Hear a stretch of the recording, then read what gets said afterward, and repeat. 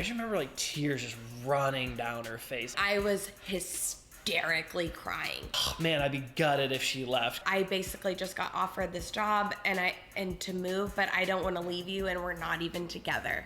Welcome back to Looking for You. I'm Adam, and on today's episode, we've got Maddie and her incredible husband, Jeff, telling us their love story. You know, one of the coolest things that's come out of doing this series is the messages I've received from people out there. And one of those people that reached out to me was Maddie. Maddie and I met each other actually in high school in a group carpool. There's a couple other people with us, but we would all be driven to school freshman year together. That's how Maddie and I met. And it's so incredible that through doing these videos, I've been able to reconnect with people like Maddie. You know, after high school, we went our separate ways. Maddie met Jeff after she went to college. But all these years have gone by, and it's so cool to get to like reconnect with somebody that you were so close with and get to hear all those little bits of their story that happened since the last time I saw her, which would have been high school. This is all just a long way of me saying thank you all so much for every message you've sent, for any encouragement. I just thank you so much for watching, for subscribing, for liking, for sharing these videos. So with that being said, let's listen to Maddie and Jeff tell us their incredible journey to find love. And hopefully you learned something along the way. My mom and dad are really good friends with a lady named Kathleen. The daughter of her friend of a friend. When I moved to Michigan, Kathleen, my mom and dad's really close friend, was like, you have to meet the Gundersons. She said she was nice. Denise and one of her friends, and actually one of Jeff and Rob's, his brother's friends, met us at this restaurant for lunch. That was the first time I met them. And Jeff wasn't there. I think it was just like, hey, Mom, what were you up to this week? And, oh, I got lunch with Madeline. It was great. I met Denise. She's like, do you love sports? We always host a Super Bowl party. You have to come. They said that Madeline was going to come over that night for the Super Bowl. I'll come to your Super Bowl party where I'm going to know nobody. I was a 22-year-old guy. I think I was excited for a girl to come over who was also 22. I met Jeff for the first time. I remember the outfit she was wearing, which is funny because to this day she claims she wore something else. He was wearing a polo and like crummy jeans and a seatbelt belt. Like a seatbelt belt. Hard to question Madeline and her outfit selection, so I have to defer that she was right. Yeah, well, you know, that's really not the wardrobe I'm used to seeing. I mean, I was wearing a suit every day at 3M. I don't know, for whatever reason, we were chatting in the back, and she just seemed more interesting than the game. He talked to me the whole time. It wasn't like, I'll say love at first sight, but it was like warmth at first sight, and I think that that's maybe a more realistic feeling. About a month went by, and I was online dating, and I hadn't seen Jeff. We were both like doing some online dating. So I joined Match.com because I thought, well, like if you pay for the site, it's like you'll meet better people. I was on Match too, but I think she had more money than me, so she was paying for like the, I'm serious, let's meet a normal person. I think I was on like the free, you know, they just match you up with the freak jobs or something like that. Oh, the type of people you're gonna meet on there, not as good as the people I'm meeting. Avoid the free Match.com thing, because I'm telling you, they're saving the good people, because Madeline and I's profiles never cross, so I'm like, so we're operating on two different paid plans here, you know? So I was dating a few people. I ended up, I don't even know, one night Denise was like, Jeff, you need to take Madeline out to dinner. Like, she has no friends. You need to take her out. My mom was like, Jeff, get to know Madeline. She doesn't know anybody here. She doesn't know anywhere to go, anything to do, right? She moved on the other side of the country to a random suburb. Just like show her around town. And that was what I was ordered to do. Order is a strong word. Okay, let's go to dinner. My dad gave me this Groupon for this great place, so that's where we're going. That was the first time we like scheduled something planned and hung out. We had a great time at dinner. I don't even know what we talked about. And then I think things just like ramped up slowly. But then after that, that was it. Like we were always together and not even dating. It got to a point where we were just hanging out 3 or 4 times a week. He'd call me on a Saturday morning, 9 a.m. Hey, Maddie, what are you doing? Never mind, no, you're not doing shit. I'm coming over. And he'd literally drive over and like hang out with me for the day. I was like, who is this person? I remember my mom asking me one time in my house, why don't you date Madeline? I was like, I could, I just didn't know if that was like on the table, you know? Like you never said like, hey, I got this girl and you guys would be great together. It was like, hey, you know, be her friend, you know? And like one day I think it just kind of like pivoted. Let's see, when did I know that Jeff was the one? We ended up going camping in October. He was like, you really want to go camping? Like, I kind of feel like you're a Barbie sometimes, and like you might not want to go camping. We went to northern Michigan. The top of Michigan was freezing. I think you just get to know people too when you get outside your normal everyday routine and you go out with someone. Okay, here it is. We set up the tent in my living room before the trip to like make sure that we knew how we were going to do it all.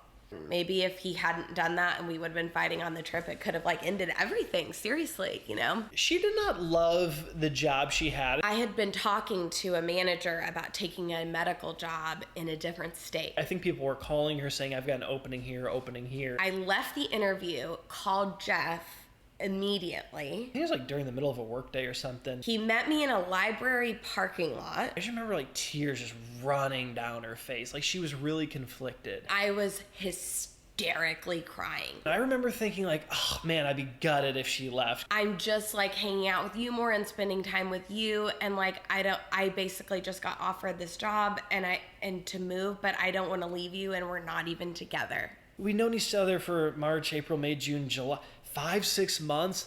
We're not dating. What am I gonna do? Be like, oh, no, you can't take the job. When you ask like when I knew, I would say that's for sure it. Because meeting in a library parking lot, just bawling my eyes out, like saying I didn't want to leave someone who I wasn't even dating.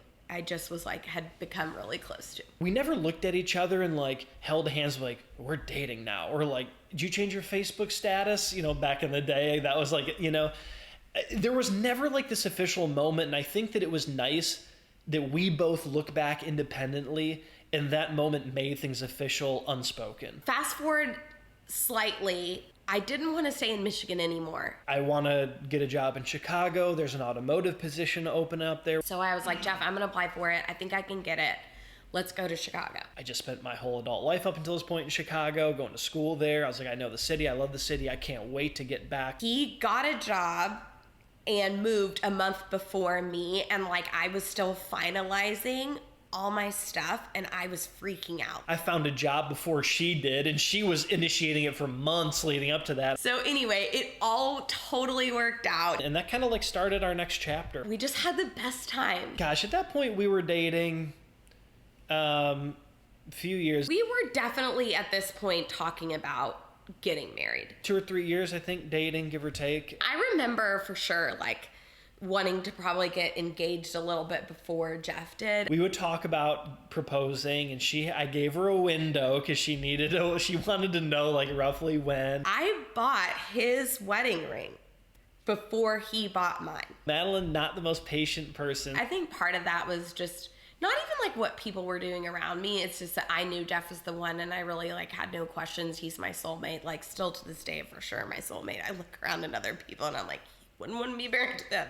Wouldn't want to be married to them, you know? So I got a ring, and I thought, you know what? I want to do a nice story. I didn't want to do it in public. And I told her, I was like, it's not going to be in public. So if we go to a restaurant, do not think that like I'm going to, you know, it's just, that's not my style. How he proposed, let's see. So we would play Yahtzee a lot, just something to pass the time. You know, you like roll the dice. You can do it while you're watching a show. Just pass me the dice and roll, and just kind of something we would do. He passed me the dice. She just put her hand out for the dice, like when it was her turn, just like not even in the moment, you know?